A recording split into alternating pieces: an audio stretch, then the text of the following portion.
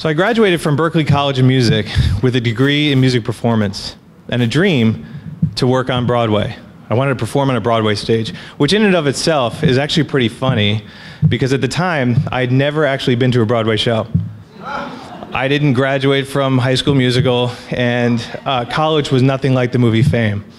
But for me, as a professional musician, there was nothing more exciting or big than working on Broadway. That was the epitome of success to me as a professional musician. So that's what I went after.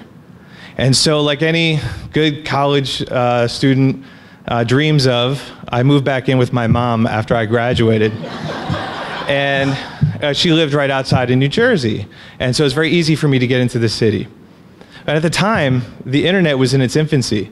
So all we really had, there wasn't that much information online. There was just pretty much chat rooms and porn, and I had exhausted both of those. So it was time to actually come up with another plan. So I would head into the city every night and go to the theater, and go to every theater that I could possibly find that had a Broadway show, and I would steal a playbill. And my plan was that if I stole this playbill, I would have the name of everybody that performed that show. Everybody in the orchestra. So night after night, for weeks, until I had a stack of playbills for every show that was open on Broadway. And then I went over to the Musicians Union, because when you go to the Musicians Union and you're a member of Local 802, you would get like a directory of all the names and addresses and phone numbers of everybody that was in the union, which is everybody that was on Broadway. So I went over to the union and they said I couldn't join. Apparently, you can't join unless you have a gig, but you can't get a gig without joining. So it didn't make any sense. So I did what any rational person would do. I went into the city the next day with a wire cutter, and I stole a phone book from a payphone at the train station. And in that phone book, I was able to get about 50% of the address, the names that I had found in these playbills. And so I started writing. I wrote them a letter, sent them a resume, sent them a demo tape, and sent out about 100 of them, and nothing. Didn't get a single call. So a week later, I tried back. I said, oh, let me call them. I'll follow up, make sure they got it. Maybe they didn't get it, didn't put enough stamps on it or something. And so I called every single one of them, and I heard the same thing. You're too young, too inexperienced, you're not very good, you need to practice, you don't know enough people, you wasted your money on your education. I said, okay. But there was one guy, his name was John Monaco, and he was a musical director for a number of shows. And so he was actually pretty nice to me compared to everybody else. His story was, I can't talk to you. I got your package, I can't help you, you're not a member of the union. Go join the union, and I'll be happy to help you. I said, okay. So the next day I run over to Local 802, and I said, hey, I need to join the union. I was told by John Monaco that I should be a member. And so she said, oh, so you got the gig? So John Monaco told me to join the union. What do you think?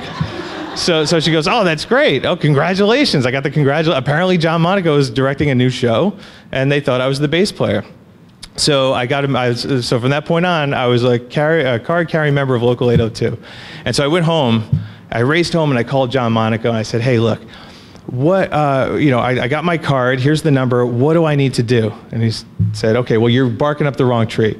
You don't need to be talking to musical directors. You don't need to be talking to guitar players and drummers and trumpet players. You need to be talking to bass players. That's who you want to replace. That's who you want to sub for. Call the bass players. I said, great. So I called all the bass players that day. Just picked up the phone, just started dialing, calling every bass player.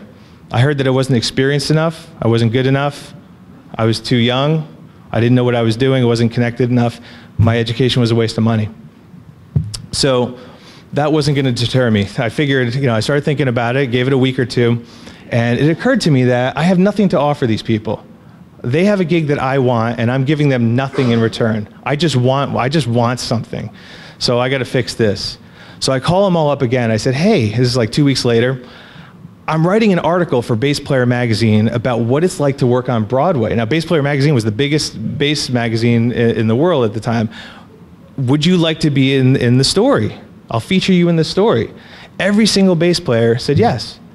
So all of a sudden I had a meeting with every bass player where I figured I'd interview them, find out what the hell they need for me to get this gig. And so I had an interview with every bass player. I got to sit in the pit of every single show on Broadway. I got to copy the music from every show on Broadway. I got to meet every single musician in the pit, and I was the guy. So it was perfect. It was the perfect plan with one exception. I didn't write for Bass Player magazine. And they were expecting an article.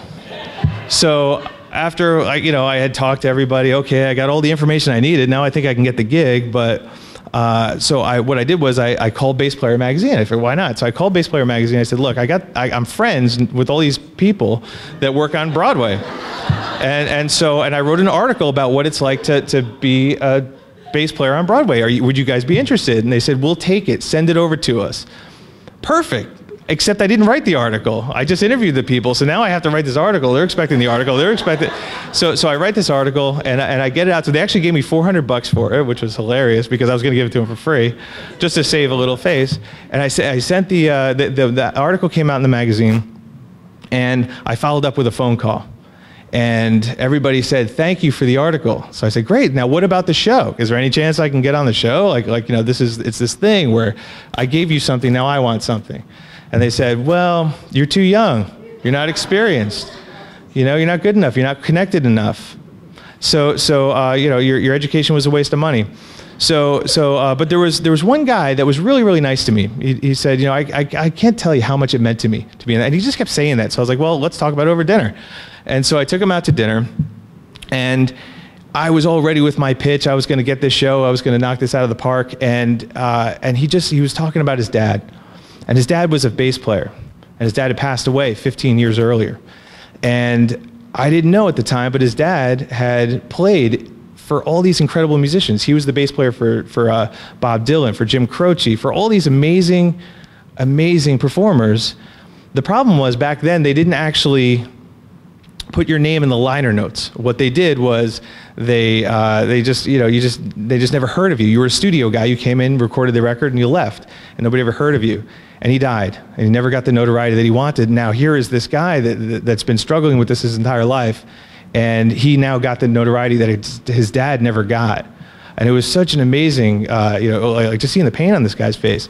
And so I threw my pitch out, and I was like, you know what? I need to write an article about your dad. I'm the only guy here that can actually pull this thorn out of his paw. Let me write this article for you. And I can't make any promises, but I'm gonna do everything I can to get it published. And so I wrote an article called "The Most Famous Bass Player You've Never Heard of." And I worked my ass off, and I got that article in the magazine. And he and I hung out, and we listened to records. He told me stories. I saw pictures of Bob Dylan with a cigarette pushing a baby carriage, and that was him. It was amazing. And so the article came out, and it never followed up. I didn't do the pitch, and I didn't do the now what do you have for me, because it suddenly wasn't about that anymore. This is about what I can do for him and how I can give to him and add value, and then just walk away. So about a month after the article comes out, he calls me up and he said, hey, I just wanted to find out, what are you doing the second week in January? I'm going to give you a chance. On Sunday, the Sunday matinee is, I'm going on vacation, and I'll give you the Sunday matinee, but just keep in mind, if you blow it, you will never work on Broadway again. So it's October, I have 3 months. And so for 3 months, I ran the show in my bedroom 2 times a day. I ran the show with the lights off, with the lights on. I had flashlights that I pointed towards my face to mimic the lights on stage. I would kick the music stand over to see if I was able to recover with the music on the ground. I put the music out of order to see if I can figure it out. I would play without music. Every time I was in the car, I would hum the bass line. That's all I listened to for 3 months. On the weekends, on Saturday morning, I would head into the city, and I would sit back and I would watch backstage. I would watch the show behind the bass player for the 3 hours, 2 hours, and then they would all go to dinner, and I would play the show with my headphones on in the seat that I would be sitting in. And then they would come back, and I'd sit and watch the second show. And I do this twice, Saturday and Sunday. For 3 months, I practiced the show every single day. I went and watched the show 4 times a week. I lived and breathed and ate this thing. It's all I would listen to. I wouldn't even spoil my brain with other music. It's all I would listen to. And so the months went by, and by the time it was my shot, I was going into the city. I had already played the show on Broadway. I had played it hundreds of times in my brain. Not a night went by that I didn't picture every single note in that show in my head. I played every single note in my head. And so when it was time to actually play the show, I had already done it. It was old news. I already got the standing ovation. I was good. Now it was just a matter of just showing everybody, like everybody was catching up with where I was a month or 2 months ago. And so, I got there, set up my stuff, totally relaxed, was completely in the moment. And I kicked its ass. I killed the show. And so when I got home, by the time I traveled from the stage to my house, there was a message on the machine from his while he was on vacation that said, hey, I don't know what you did, but the musical director recommended and highly suggested that I make you my #1 sub. Congratulations. And so within a year, I was on tour with the show. And apparently, I was old enough, I was good enough, and my education wasn't a waste of money. Thank you.